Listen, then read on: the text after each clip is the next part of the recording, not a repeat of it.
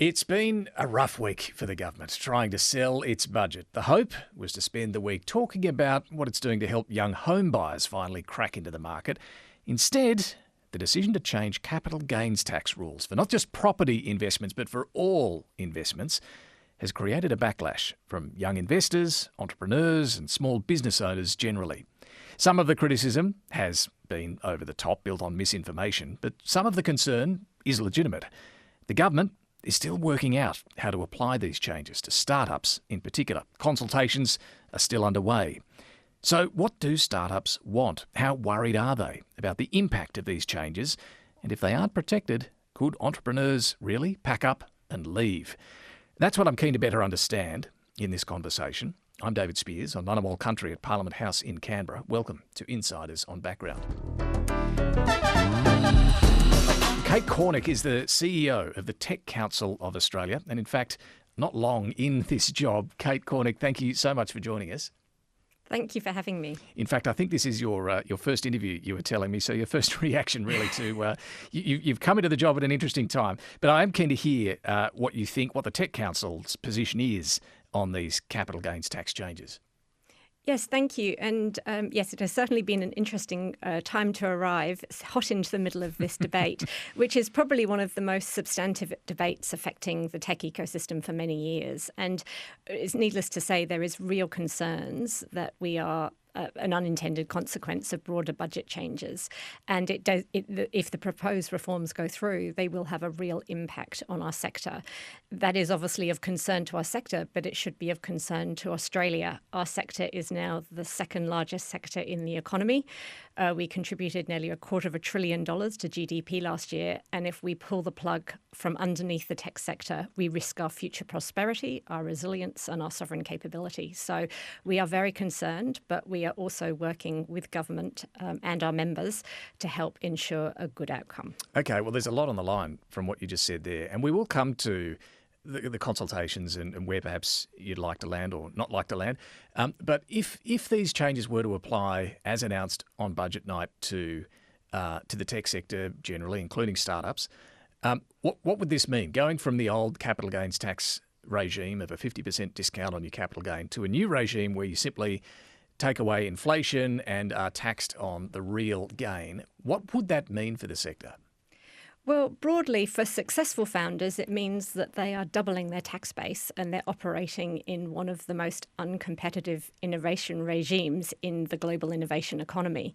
And that is the real concern. And this ultimately comes back to how we reward risk-taking and productive risk-taking in the economy. The average founder is an everyday Australian. They have a choice of whether they want to start a company or stay in stable employment. And there has to be a reward for opting out and taking a much higher risk approach, which, by the way, typically takes 10 to 15 years. So we want to make sure that the system is incentivising founders to make the right choices.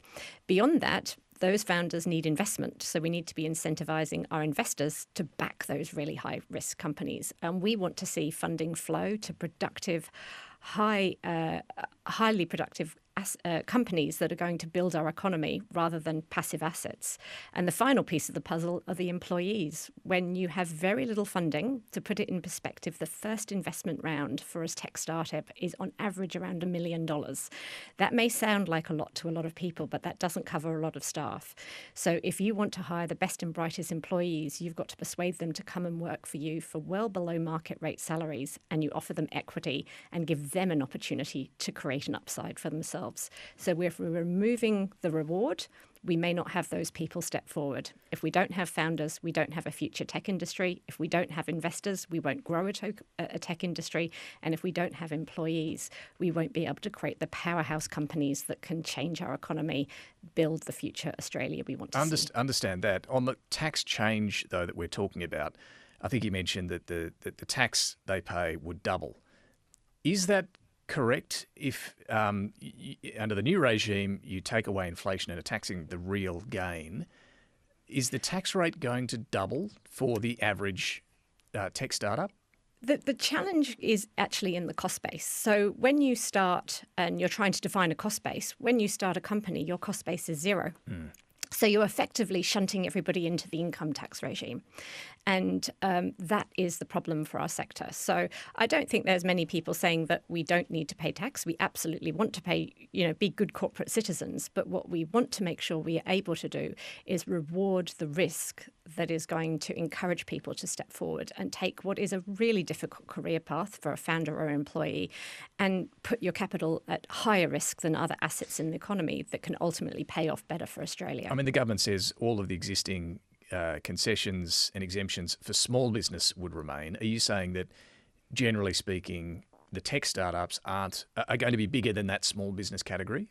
Absolutely. So tech startups are actually a subset of small businesses when they start, and they're a special case. They are using innovation. They're typically disrupting. They are almost always global in nature. So your average founder is not aiming to build a small company that will grow to a nice size. They're aiming to grow to a massive global organisation, the likes of Canva and Atlassian. And that's the ambition that most founders start with. They have a problem that they've found, they've got a passion for saving it, and they want to build a big high-growth company. And they need equity financing to grow that company. And that's very different from small businesses, which often are owner-managed or have some small shareholding.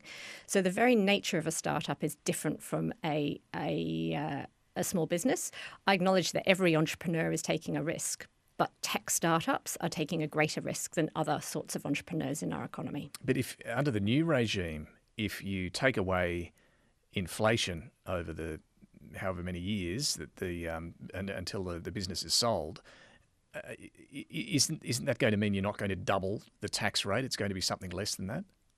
Well, it ultimately depends on the individual case of every exit, and every exit is different. But if you are in a successful exit and your cost base is zero to begin with and you have a $1 billion exit, the founder is going to get a percentage share of that, which will put them well into the top tax bracket, and they will therefore be paying a much higher tax rate than if they had the 50% CGT discount. Okay, and you're saying that, is this going to deter those investors and founders from getting started at all, or are they going to look for other countries they can go and start up in? What impact will this have? It's very nuanced. Let's face it, there's very few startup founders that jump out of bed saying, I'm not going to create a startup because of the government's tax regime. They jump out of bed saying, I'm passionate about this problem, I want to solve it, and I want to grow a business that's going to make a massive impact to them, the people they employ, their community, and broader citizens across the world. The challenge is that they need investment. And those investors need to bring their capital forward, high-risk capital. Those investors are in Australia, but they're also overseas. And our earlier stage founders are the most mobile founders. So if we don't have a competitive tax regime here, we're at real risk of creating a brain drain of people going overseas. There's also the view, which we agree with, that if people aren't incentivised to step forward, they may not step forward at all in the first place. If they are in safe employment, why take the risk if you are not going to get the reward? So there's a challenge there. The second part of the problem is the later stage companies and what they will do. And we've certainly heard in the press concerns that some of those companies will go offshore. Now, whether they actually are able to move entirely offshore is a different matter. But what they can do is restructure the way they operate so that they are growing their business more in overseas jurisdictions than in locals within Australia. And so we're losing jobs offshore. Now, the one thing that all of this comes back to, and a phrase that many of your listeners will be well aware of, is it takes a village to raise a child. Startup, we say the same thing. It takes an ecosystem to raise a startup. So if you're pulling the founders, the role models, the investors out of the system, we will not be able to have an ecosystem that is going to survive. And just when a village gets decimated by a natural disaster, if our tech ecosystem gets decimated, it will take years to recover, and that's a real concern. The government has been in consultations with the sector, it tells us. From your perspective, let me ask you, when did the consultations begin and what have they involved? Well, I started this job 2 weeks ago, David, Right. and I can tell you my very first meeting was absolutely on this issue. And so I think from our perspective, there has been consultation with our members, and there were certainly concerns raised before budget around this issue. But was there consultation with the government before the budget? There was consultation with government, and there were certainly communications into government while I've been in the seat to raise the issue and awareness. I think the other issue we've seen is that our community, the startup sector, is not a community that's particularly well adept at engaging with government. So I think it's fair to say that there were many startup founders that were taken by surprise. Our members at the Tech Council are certainly people that we engage with a lot, and we had concerns raised to us by members ahead of budget, which were communicated into government. But there are many, many more tech founders that were completely unaware, and we have certainly seen some, a real concern come out of that community, which aren't necessarily our member base, but are certainly representative of the tech sector. And have your consultations with the government been with Treasury? Have they been with the Treasurer or others like Andrew Charlton in the government? Who's actually doing the consulting? So we are working with government. We're working with Treasury. We certainly are talking to various ministerial offices. We've had discussions with the Department of Industry as well. And so there are consultations going on. And are you satisfied with those consultations?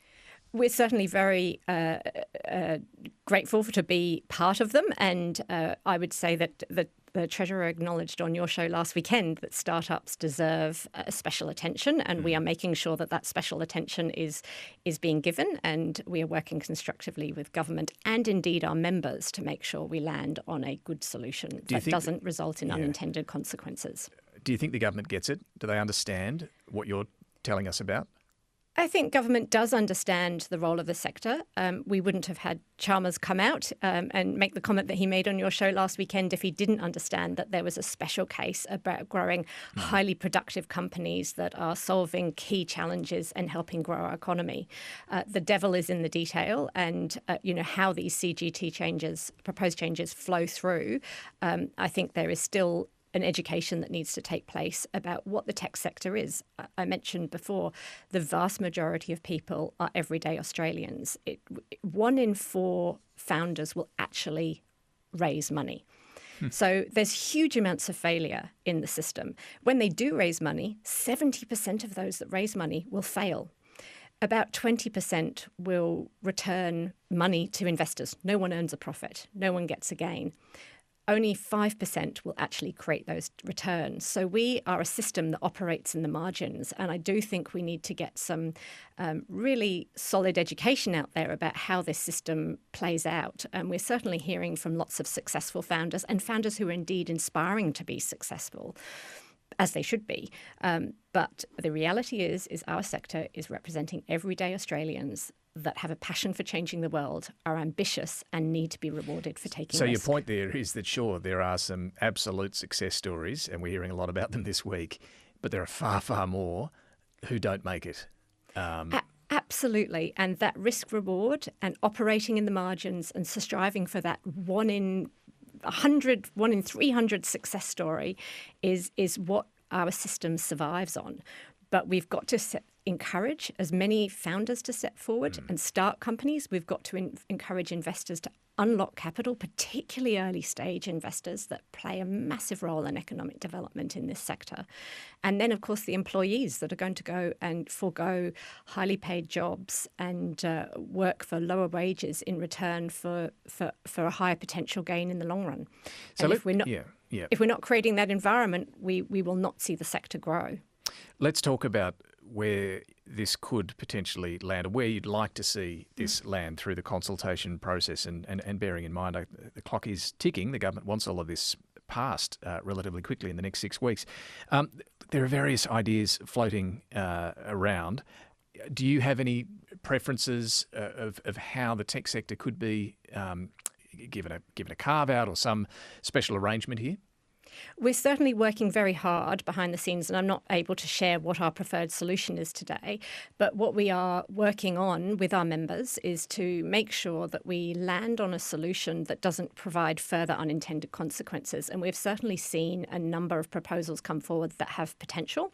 We've also seen a number of proposals that we believe would create further unintended consequences by narrowing the field too much and not recognising the breadth of the sector. Can you explain what those proposals are that would have those unintended negative consequences? So an example of that is a very niche regime called the early stage investment company regime, which is about tax breaks for a very narrow subset of startups that have to meet a very defined set of criteria.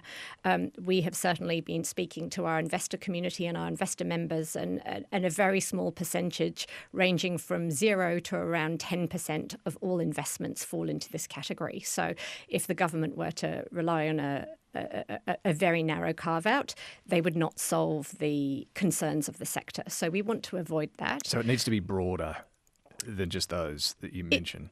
It needs to be broader than a very narrow regime, but we also understand that there are other opportunities to define a startup, and that is a non-trivial problem. There is no clearly legislated definition of a startup, and that is part of the problem that I think we are all grappling with, is how do we land that definition?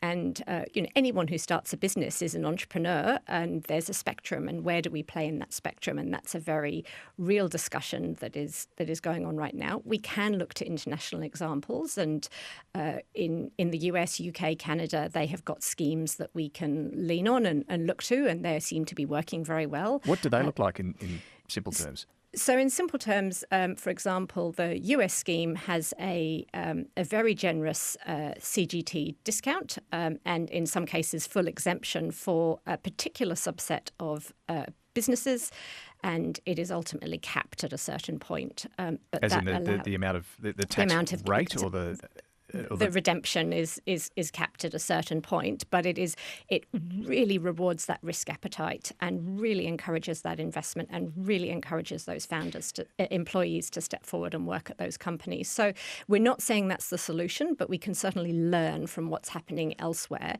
Our biggest concern is that if we don't create a case for startups, Australia will be an outlier in our peers in the innovation ecosystem, countries like the US, like Singapore on our doorstep, like the UK, as well as New Zealand that offers no capital gains. So we must make sure that Australia is competitive in the national, in the global ecosystem, and creating the right environment that rewards risk taking. Would some sort of lifetime cap on the capital gains tax be at a ceiling of 40% or wherever it is, would that be a way to go? Look, we're not in a position to discuss the solutions, but I do think there are plenty of ideas floating around, and part of our job at the TCA is to figure out which ones are going to create the best outcome for the sector while not creating further unintended consequences. Okay, but the principles are, in terms of where you'd like this to land, it needs to be broadly based enough to cover the sector. It needs to avoid that doubling of the tax rate. It needs to maintain competitive advantage with the US, Canada, UK, Singapore, like-minded countries. Absolutely. And I think part of that is also recognising the different types of startups that we have in the sector. We've spoken about incentivising those early stage founders to step up and start a company, and making sure that those first investment checks are Australian, and we're hanging on to those founders for dear life and make sure they grow their businesses here, not get encouraged to move to other ecosystems. We've also got to make sure that we're not creating an environment where our scale-ups are potentially restructuring their businesses to create jobs in other countries rather than focusing on helping our ecosystem here, growing the economy here, and creating prosperity for their employees and the broader Australian community. When do you expect this all to be settled? Well, you've set out a timeline before of 6 weeks, and that's the sort of stuff that we're hearing in the media. We certainly understand that government want a quick resolution on this, but we need to make sure that we get the right outcome for the sector. Can I ask you, just finally here, a lot of this week we've seen these this pushback at what's happening here, not just for startups, but more generally with the AI-generated images of the Prime Minister taking half your business and so on. What have you made of all that? Is that a fair point to make, or is that a bit misleading? How have you viewed it? Well, our sector is nothing if they are not entrepreneurial, and we've seen that creativity come through this week. It's not something that we endorse at the TCA, and I do think there's a danger that this looks like wealthy founders calling for tax breaks. I don't believe that is the intent of the vast majority of people driving this campaign. What we need to continue to reinforce is that the vast majority of the sector are everyday Australians who are trying to create a better future for themselves and a more prosperous Australia, and they must be rewarded and incentivised. So to be clear, you don't think the government's trying to take half the business, but you do worry that some are going to see their tax rate double under this. Successful founders will see their tax rate increase significantly, and that is a disincentive to operating and starting and growing a startup in this country. So we absolutely need to make sure that we are rewarding that risk. It's got to be more than the status quo. And at the end of the day, we want an ambitious Australia that is building great businesses of the future, building resilience, building sovereign capability, and solving some of our biggest challenges in healthcare, education, food security, and beyond. Well, Kate Cornick, look forward to seeing how the consultations proceed and where this does finally land. We really appreciate you so soon in this job and grappling with such a big change, joining us to talk through it and give us a better understanding of where the sector is coming from. Thank you. Thank you very much. Thanks for having me. And we'll have more on this on the show on Sunday, so I hope you can join us then for Insiders on ABC TV. And PK will be back in the Politics Now feed on Monday. Bye for now. You're making us all feel very excited about being here.